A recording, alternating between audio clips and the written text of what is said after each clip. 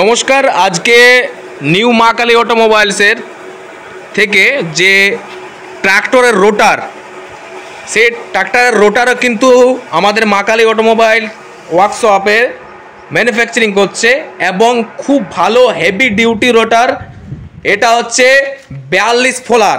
এই যে নিচে যেগুলো রয়েছে এগুলো হচ্ছে 42টা ফোলা রয়েছে এবং স্প্রিং যেটা রয়েছে দেখুন 4টা স্প্রিং, এদিকে দুটো এদিকে দুটো, টোটাল 4টা স্প্রিং এবং এটার ওয়েট হচ্ছে 440 কেজি। কিন্তু এই রোটারটার ওজন হচ্ছে 440 কেজি এবং এটাতে যখন আপনারা হাল বাইবেন বা কাদা করবেন একদম মানে কুইকলি কিন্তু সাথে সাথেই কিন্তু কাদা হয়ে যাবে এবং এটা 6 ফিট লম্বা আছে।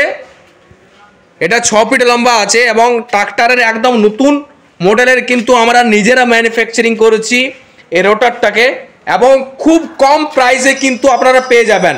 আপনারা কোনো মার্কেটে দোকানে যাবেন সেখানে রোটারের দাম প্রচুর হেভি দাম নিয়ে নেবে, সেটা কিন্তু আপনারা যদি আমাদের এইখান থেকে নেন অনেক সস্তার মধ্যে কিন্তু পেয়ে যাবেন। আপনাদের জন্য ধামাকাদার অফার এই মুহূর্তে চাষিদের জন্য মা কালী অটোমোবাইল ওয়ার্কশপ থেকে সেল দেওয়া হয়েছে, যাকে বলে আপনারা এই ধরনের রোটার যারা নিতে চাইছেন বা যাদের ট্রাক্টর রয়েছে, আপনারা যারা রোটার চাইছেন কম টাকার মধ্যে অতি সত্তর কিন্তু স্ক্রিনে দেওয়া নাম্বারে আমাদের সাথে যোগাযোগ করুন এবং আমাদের কারখানাতে আসুন। আমাদের অ্যাড্রেসটা বলে দিই, ভিলেজ প্লাস পোস্ট হচ্ছে সুতাবই, PS কাশীপুর, জেলা পুরুলিয়া।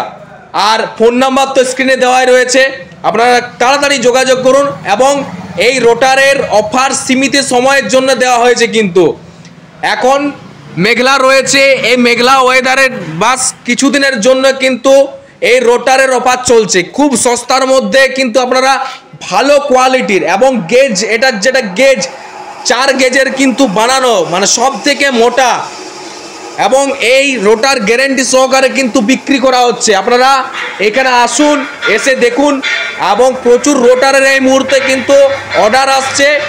আপনাদেরকে বলি 42 ফোলার রোটার, এটা হচ্ছে 42 ফোলার রোটার এবং 4টা স্প্রিং রয়েছে এবং এটা আমাদের কারখানায় নিজেরা আমরা ম্যানুফ্যাকচারিং করছি।